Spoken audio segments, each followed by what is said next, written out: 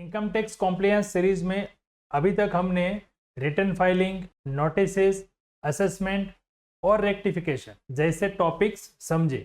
आज हम एक बहुत ही इंपॉर्टेंट स्टेज समझेंगे, डिमांड एंड रिकवरी मैकेनिज्म। नमस्ते दोस्तों, मैं Suresh Patel. Welcome to Mantra tax consultant.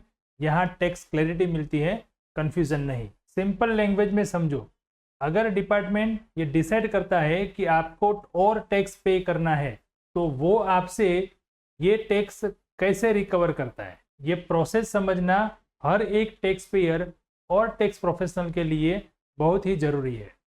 सबसे पहले डिपार्टमेंट असेसमेंट कंप्लीट करता है और अगर डिपार्टमेंट को असेसमेंट के अंदर लगता है कि टैक्स पेयर ने जो टैक्स पे किया है वो सफिशिएंट नहीं है तो वो एडिशनल टैक्स लायबिलिटी क्रिएट हो जाती है।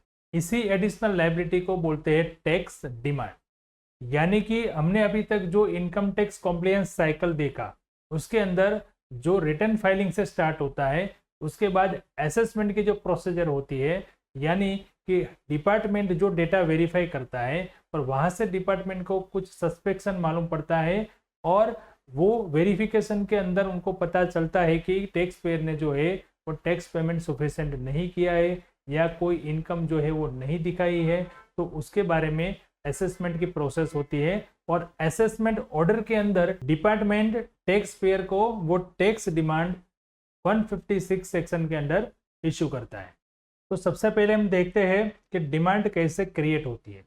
नॉर्मली डिमांड इस तरीके की 3 सिचुएशन के अंदर क्रिएट होती है, जैसे रिटर्न प्रोसेसिंग, स्क्रूटनी असेसमेंट और रीअसेसमेंट।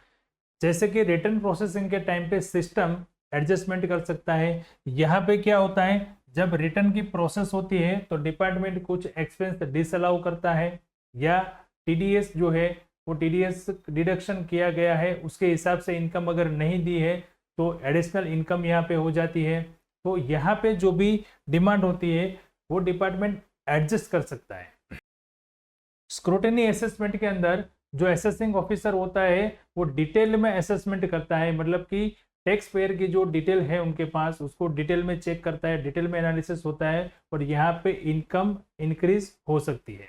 ठीक वैसे ही रीअसेसमेंट के अंदर भी एडिशनल इनकम डिटेक्ट हो सकती है। तो आपने देखा यहाँ पे कि इन सभी सिचुएशन के अंदर यहाँ पे टैक्स डिमांड इश्यू हो सकती है। जब डिमांड रेज होता है तो डिपार्टमेंट एक ऑफिशियल नोटिस इश्यू करता है जिसे बोलते हैं हम डिमांड नोटिस अंडर सेक्शन 156। इस नोटिस के अंदर टैक्स पेएबल कितना है, इंटरेस्ट कितना लगा हुआ है और अगर कुछ पेनल्टी है तो पेनल्टी कितनी है, मतलब कि टैक्स पेयर को कितना टैक्स, कितना इंटरेस्ट और कितनी पेनल्टी पे कर रही है वो पूरा डिटेल में इस नोटिस के अंदर मेंशन किया गया होता है। अब इस नोटिस को अगर टैक्स पेयर जो है वो एग्री करता है, मतलब कि एक्सेप्ट करता है, तो इसको इस नोटिस रेज होने से 30 डेज के अंदर पेमेंट करना है। और अगर टैक्स पेयर डिसएग्री करता है तो इसको कुछ लीगल ऑप्शंस मिलते हैं। टैक्स पेयर के लिए जो लीगल ऑप्शंस होते हैं वो ये रहते हैं, जैसे रेक्टिफिकेशन, अपील और स्टे रिक्वेस्ट। मतलब कि कुछ कैलकुलेशन की एरर की वजह से अगर मिस्टेक है और डिमांड आई है तो रेक्टिफिकेशन फाइल कर सकता है। और अगर असेसमेंट ऑर्डर के अंदर जो भी डिमांड है या जो भी रीजन मेंशन किए गए हैं उससे 100% टैक्स पेयर जो डिसएग्री है, मतलब कि मना करता है, तो वो अपील कर सकता है, अपील का राइट्स यूज कर सकता है यहाँ पे। और अगर टैक्स पेयर के थ्रू अपील हो चुकी है और डिपार्टमेंट ने रिकवरी स्टार्ट कर दी है तो वो यहाँ पे stay request for demand appeal कर सकता है।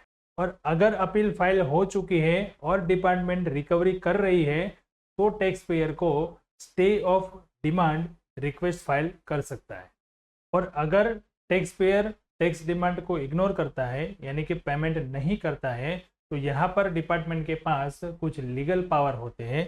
यानी कि नॉन पेमेंट के केस के अंदर डिपार्टमेंट जो है वो रिकवरी प्रोसीडिंग स्टार्ट कर सकता है। ये डिपार्टमेंट के पास एक लीगल पावर होता है। रिकवरी प्रोसीडिंग के अंदर डिपार्टमेंट के जो राइट्स होते हैं, डिपार्टमेंट के पास जो पावर होता है उसके अंदर डिपार्टमेंट बैंक अटैचमेंट कर सकता है, प्रॉपर्टी अटैचमेंट कर सकता है और रिफंड एडजस्टमेंट कर सकता है। इसका मतलब ये हुआ कि डिपार्टमेंट बैंक को इंफॉर्मेशन देता है कि बैंक अकाउंट अटैच करो, या टैक्स पेयर की कोई प्रॉपर्टी है तो वो प्रॉपर्टी अटैचमेंट कर सकता है, और करंट ईयर के अंदर या नेक्स्ट ईयर टैक्स पेयर का कोई अगर रिफंड बनता है तो रिफंड भी एडजस्ट करके टैक्स डिमांड रिकवर कर सकता है। तो इनकम टैक्स कॉम्प्लायंस के अंदर जो सबसे बड़ा स्टेज है डिमांड एंड रिकवरी मैकेनिज्म, इसके अंदर एक इम्पोर्टेंट एडवाइस है कि कभी भी टैक्स डिमांड नोटिस जो है इसको इग्नोर नहीं करना है।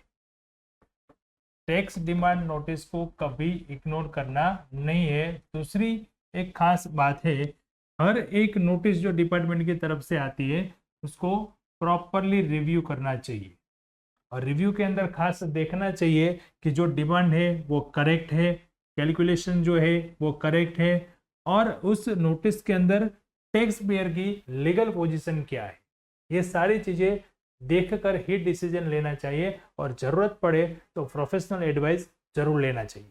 Demand and recovery mechanism tax administration का बहुत ही इम्पोर्टेंट पार्ट है।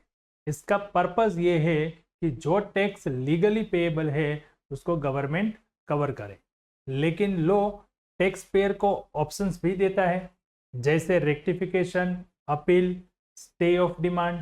इसीलिए मैं एक बात हमेशा कहता हूँ, टैक्स को समझना मुश्किल नहीं है, सिस्टम को समझना जरूरी है।